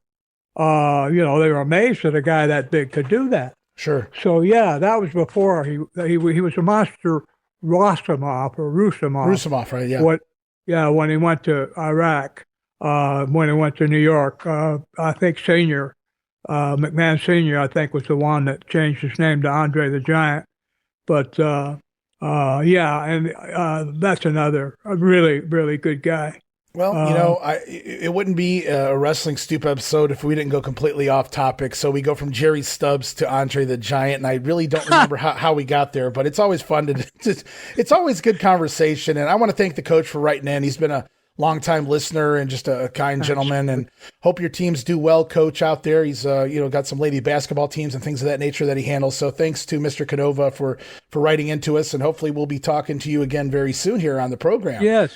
Yes. But we'll get one more question here, Bob, before we get back to the deathmatch book. And that's from Tim Ostrander Jr. And he wrote a couple questions. We're going to save the other one maybe for your website, maybe for Facebook, or maybe for a future episode of The Stoop. But this is a fun little question. Just want to pick your brain for a minute. He said, considering how lucrative, long, and great your career was, are there any territories you wish you had worked in your career that you never happened to? So let's remove the propaganda and the things of that nature in regards to the promoters, Bob. Not how crooked they were or how great of a guy they were or things of that nature. Let's just talk about territories in themselves. Portland or, all these other random territories. Now, you worked a shit ton of territories, but for any long period of time, you did not work, say, New York. You made a couple shots at Madison Square Garden, but you were never there long term. You didn't do the TV tapings and work the loops and things like that in the Northeast. Right. So was there ever a territory where you just maybe based on the cities or some of the guys that were there that you would like to have gotten the ring with, was there ever a territory or two that stuck out to you? Like, I would have loved to have done Portland, or I would have loved to have done a 6 months with Vern up there in the AWA or over in the Northeast with Vince Sr. Not necessarily looking at the promoter and how much of a fan you were of them as a human being, but just as a wrestling promotion, was there any territory you wish you had worked that you never really got to long term? I was thinking I've been thinking of the question since you first brought it up. My main gimmick, total motivation, was weather. Growing up in Michigan, I didn't want to work, and I didn't want to work up there for Vern Gagne up there in Minnesota, and I didn't want to work anywhere where it was cold. I loved Florida. I had a chance to start in Florida or Minnesota. I chose Florida, and I stayed in the South. California, Tennessee. I hated. I didn't hate it, but I was out in Dallas. I'm not Dallas, in Amarillo, and we got 2 feet of snow, and I'd been trying. I told a story about trying to corner the punks together to where I could give my notice, but I managed to corner them after that and said I had a Volkswagen van that you could sleep in that went off the road in the middle of the night. My girlfriend and I slept in, and it didn't get too cold, and it was okay, but we needed help. We had to get a tow to get back on the road in the morning. So as far as I was concerned, I didn't like what was under the snow, cactus and scorpions and mesquite and all the crap that you take a danger just walking around, rattlesnakes and scorpions and things and tarantulas. But no, I didn't like cold weather. That was the main factor. I would have liked to work. Now, in retrospect, just think about it. I would have liked to work for Stu Hart. Well, it don't get no colder or shittier weather than staying. Well, yeah, in the summertime, if there was a warm season, and that's probably the reason I never even considered it, because it rained a lot up there, I think. But I would have liked to have been around the Harts, because I got to meet some of the sons after Stu passed away at Waterloo, the Hall of Fame, the Fez Hall of Fame. They did a tribute to the Hart fellow, that poor guy that had the cable break, and he fell to his death. And I didn't know. I'd never met him personally, but I got to meet. I went to a Hall of Fame induction out in Wichita Falls, Texas, and I got to meet a couple of the Hart. First time I'd ever met them. I said, Brad Hart and I were inducted into the Waterloo Hall of Fame the same year. But I'd been retired for 25 years. I was like the invisible man. Brett had a line of like 1,500 people waiting to get his autograph and picture and all that. Ted DiBiase, and I had 3 or 4 all day. But I would have liked to have been up there. I would have liked to speculate on going down in the basement or the dungeon or whatever they called it with Stu, on the basis of, no, I'm not giving you a hold. You're going to have to get it. And we start on our feet. I would have enjoyed that. That would have been fun. I mean, as long as if a guy does get you in the wrist lock, and he's got you, he can break it if he wants to. When you tap him, he lets go. I don't want to knock Carl Gotch, but when I tapped him, he didn't let go. He cranked it harder. He cranked it to the point that I was sure that it was going to break. And I'm tapping. I'm tapping. I tapped out enough taps to send a Morse code to the moon. And he finally let go. And I think the whole lesson lasted about 45 seconds. And I said, well, you know what? I think I've learned enough for today. Thank you very much. And I took off. I was fighting the urge to say, hey, I gave you my hand and you abused the hell out of it. Let's start on our feet and let's see what happens. But that was going to be bloody. And I knew I was going to get hurt no matter whatever you figured was going to win. Right. I was going to get hurt. Why put yourself in a situation why you know you're going to get hurt just for ego? So I just said, thank you for the lesson. And I left. Thanks, Carl. Have a great day. Yeah. Yeah. Well, you know, I think you would have fit in well up in the Stampede territory as well, because Stu was huge. And I think it was a lot of his son, Bruce, booking them in as well. But Stu was big on bringing in European talent, Japanese talent. It wasn't just the locals. Obviously, his sons worked there and some others. But, I mean, you had like Mr. Hito, but you had tons of they brought in Dynamite Kid, Davey Boy Smith. This is where they got their start in North America. I mean, so you would have had a hell of a lot of different talent to work with, different styles. And I think you would have fit in perfectly there because there was a lot of great amateur wrestlers and a lot of spotty guys as well, doing all the big high spots and things. But man, that would have been a really interesting time period to see Bob Roop up in Canada. I had never thought about that, putting you into that area, but that would have been, again, we talked about fantasy booking your theme music. That'd be fun too. And also fantasy booking Bob Roop versus Stu Hart in the dungeon. Lock the door. Oh, wow. Wow. I saw Stu, Stu old and crippled. Now, the guy he was working with, I think Stu had one leg and one arm that weren't even working at all. But this guy, they were down on a mat, and this guy gave him his body, and Stu put him in this hold, and Stu's not talking to the camera, he's explaining things. Meanwhile, he's cranking on his hold, and the guy in the hold, his face is growing increasingly more agonized because Stu is tightening up on the hold and just ignoring the fact that he's hurting the absolute crap out of this guy. And I felt so sorry for the poor guy, but Stu said, yes, it did you. Well, I would have enjoyed, because also the pro part, because a lot of those guys, you could do amateur stuff with them in the ring. You could do a couple amateur type moves. You could add it to your repertoire, which made it look more legitimate. That everything being, just the typical pro wrestling arm drag, headlock, takeover.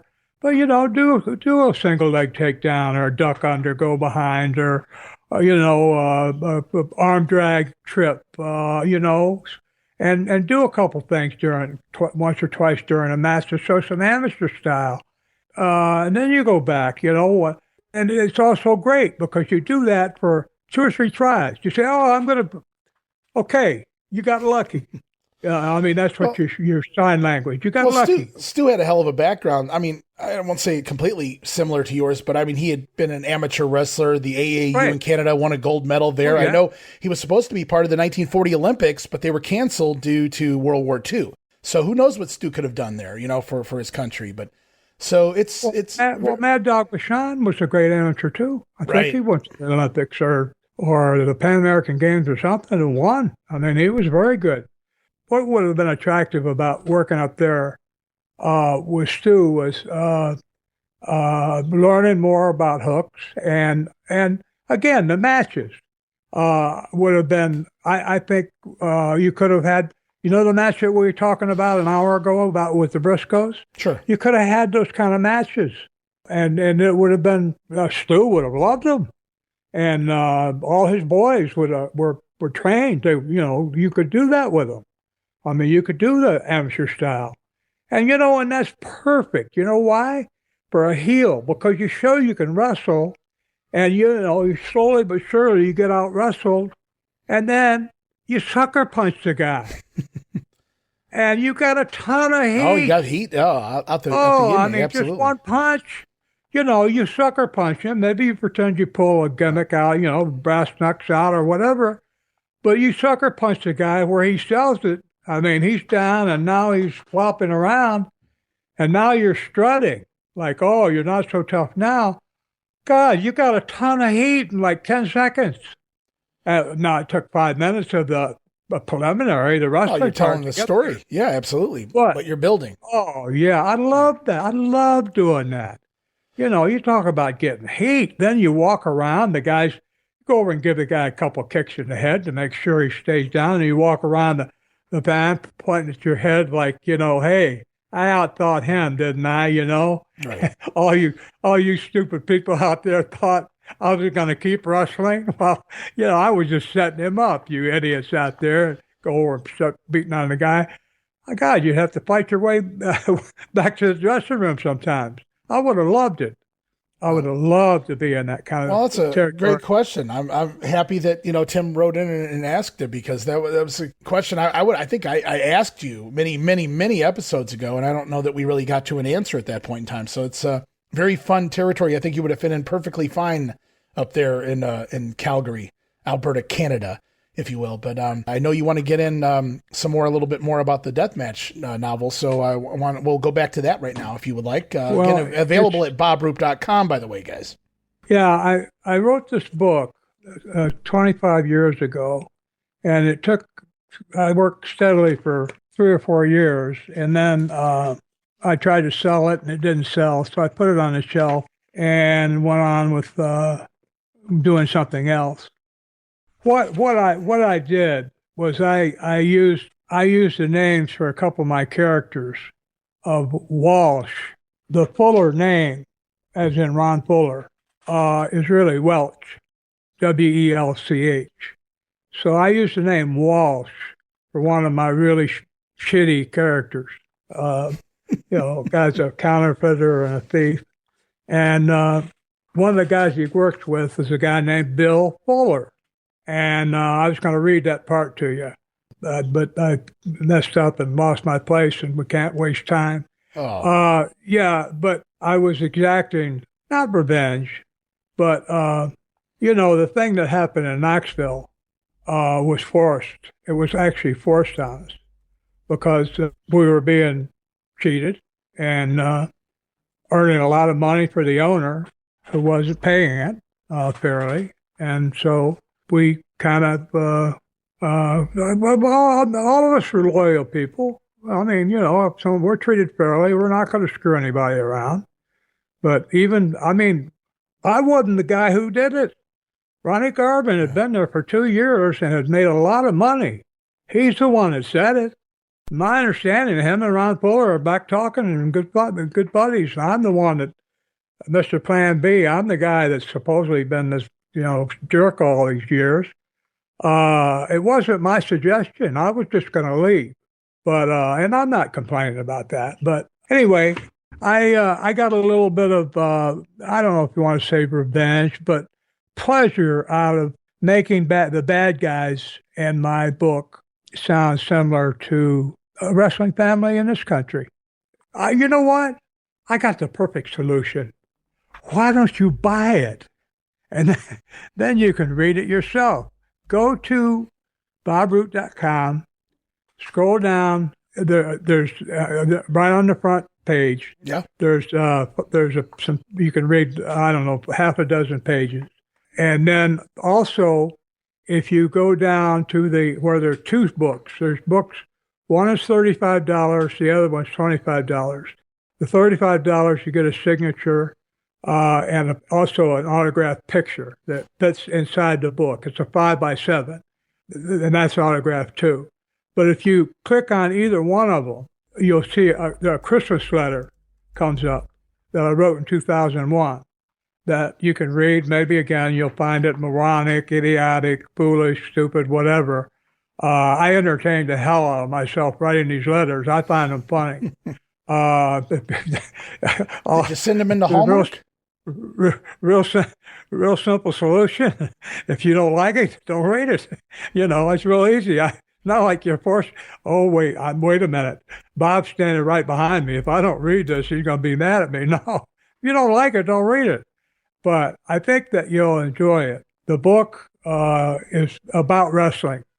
And the final match is literally supposed to be a death match. But to get the rookie there, it takes place over 3 days. To get the rookie wrestler there to that final match, that death match, he has to go through all these ribs and all these, the guys tormenting him to find out if he was one of the boys. He was brand new, an Olympian, just like me, coming into the business. What kind of attitude did he have? Was he thinking he was a big shot because he was an Olympian, even though he didn't know jack diddly squat about what to do in the ring? What kind of guy was he? So they tested him every way possible. The Mabel rib, where you end up running around naked. When it's done right, it's snowing out, or there's 4 feet of snow on the ground when you're out there running around naked, because the woman that you've been inside with, who has gotten you naked, you thought she was single, and it just turns out that when you're right just about in the throes of getting to the part that's going to get real interesting, all of a sudden her husband, who's been out of town, who she didn't tell you about, all of a sudden he appears, and he's coming in the house into the front door, and he's shouting her name. Where are you? Mabel, where are you? And Mabel says, oh my God, it's my husband. Oh God, he's so jealous. He'll kill you. Get out, get out. And by that time, the guy who's taking his clothes off, the girl has somehow managed to get all his clothes under the bed or someplace where he doesn't have time to put anything on. So he thinks that the husband says, I've got my gun. I'm coming. You better not be screwing around on me again. And she says, oh my God, get out of here. Well, the poor rookie runs out of there, 4 feet of snow on the ground, bare naked. The wrestlers find that kind of stuff amusing. I'm not particularly sadistic to that point, but it is, in a way, it is kind of funny, because what they have done is they got the rookie to buy a case of beer and a couple of bottles of whiskey, because he and the girl are going to have a weekend party. Now, what happens is once the rookie runs off, all the boys, all the wrestlers, 5 or 6 or 8 or 10 of them who had been on a rib, who were all in on the rib and set it up and helped it happen, they drank the beer and the whiskey, and it's free because the poor guy out there in the snow paid for it. Well, I don't know. It's kind of a christening. It's like, welcome to the business, young lad. I mean, I remember, I think back to getting out of school, and one of my first jobs while I was going through more schooling after high school was on the side. I was working in a steel factory, and it's a pretty dangerous type of job to get thrown into, but it was a job that I was able to get and make some decent money right out of high school while I was trying to get higher education. And you work there for a while, 30 days, whatever the case may be, 60, I don't remember what it was. But as I was being trained at the end of it, the final day of training, I didn't realize it was at the time, was the guy that had been training me the entire time, sent me to the other side of the plant for a bucket of steam. And so obviously immediately my intelligence level goes, how do you have steam in a bucket? But maybe there's something else he's talking about. So I go to the exact guy that he described on the completely opposite side of the plant, and I asked for this bucket of steam. And he said, well, we don't have any here, but if you go to down there to the other third side of the plant, so-and-so has it. So I go over there, and I get to and the entire time, Bob, I swear to you, I'm like, this doesn't sound right, but I'm not realizing it's a joke, but I'm still like, I don't understand how you put steam in a bucket. So I finally go to one guy, and the guy just kind of sighs, and he goes, they're playing a prank on you, man. Basically it's a rib. He said, there is no bucket of steam. So I go back to he goes, but that's okay, because that means that they've accepted you. They've embraced you. You're one of us now. Yes. And so I go back to the guy that had trained me, and I said, well, he said there's no such thing as a bucket of steam. And then somebody else, later we were screwing around, and he goes, oh man. And he rattled off 5 or 6 different things they've sent people after, including a sky hook, I guess a hook in the sky, things like that. So all these different silly things, or some kind of a wrench, electric wrench, something like that. So, I mean, it was silly stuff like that. But I mean, I totally get it. It's totally completely different than, the Mabel rib, obviously, but it's just a welcoming to the world of whatever your employment is. Yeah. Another great one was to have a rookies get in the trunk. And what they would do is they would have one car pass the other one, and they would have a guy in the trunk. They'd open the trunk, and the guy would moon them, show his bare butt. Right. So they conned the rookie into getting into the trunk of their car, and we're going to catch up to him. And so when when we're going to try to find a spot where they're stopped. So when you're going to give it back to them, right? We honk the horn, we're going to open the trunk, and you'd be ready. You'd be ready. You'd be bent over, have your pants down, have your cheeks spread to moon them. Well, of course, they back up to the picture window of a restaurant that's full of people, honk the horn, and they honk the horn real loud so that everybody in the restaurant's watching. When the guy popped the trunk, and there's this poor rookie thinking that car full of wrestlers are watching it. There's about 50 people in a restaurant who have all stopped eating, got forks in hand, are staring at him with absolute mouths hanging down, jaws agape, saying, "What in the hell is that guy doing?" That's the kind of rib that they like to pull. And quite frankly, unless you're the one that was on the trunk, they are kind of funny. The other, I know we're going long, but the reason for this, folks, was to find out if a guy had a sense of humor. Because if he didn't, we talked about Bundy. If he didn't, absolute misery to be on. You didn't want to ride with those guys, absolutely. Yeah. Be in a car with a guy for a week but didn't have a sense of humor, just absolute misery. So that was always a test. Do you have a sense of humor? If you are, you're immediately one of the boys, even if you're brand new. You had one match. If you can have 100. If you get mad and you're pissed off and you won't talk to anybody, well, nobody wants to. Oh, I'm sorry, my car. I've got a full load today. Well, you're just leaving. There's nobody else in the car with you. Yeah, I'm going to be picking them up down the road. Sorry, no ride for you. Oh yeah. If you didn't have a sense of humor, nobody wanted to be around you. Yeah, that's a good way. When we come back, we'll talk about some of the great ribs. Yeah. But I got to put some in the book, by the way. Well, I got a lot of these ribs in the book. That's worth checking out, guys. Again, go to bobroop.com, check out the book Deathmatch right now. Great holiday gift for your friends or family that may be also wrestling fans, or for yourself. Just something to read over the holiday season, especially if you're up here in the north where it gets a little colder, a little snowier. You don't want to go outside. Now you can kick back and read a new book out here, put out by a wrestler of all things. Imagine that, a wrestler that can write. And things. I kid, but no. Now, seriously. Let me interrupt you again for a second, Ray. Last thing, the Christmas letter is an example. It's from 2001. I'm going to write a new one this year. Everybody that buys a book from me is going to get a Christmas letter. There's already a picture that comes with it, part of the purchase. If you buy the $35 version, autographed and picture. But even the $25 version, you get the picture, but you don't get the autograph. I don't mind. People don't want it. That's fine. But a lot of good stories, and they would make good gifts. And again, everybody that purchases a book is going to get a copy of I'll have your address. We'll get a copy of this year's Christmas letter. I guarantee you, somebody in your family, it might be the kindergarten kid, but somebody in your family is going to find it funny. Anyway, thank you, Ray, for letting me plug my stuff, and thank you out there, because it's you that we're plugging it to, and it's you we're counting on. We've counted on you being here listening to us. Thank you so very much for your dedication. I know I've gotten letters from people who said, I've watched every show. Thank you for your dedication, for your attention, for your time that you spent listening to us. You're listening with Ray Russell. You're listening to one of the best people in the business. And I'm trying to live up to his standards of my own behavior, and we'll look forward to being back with you soon. I miss you already.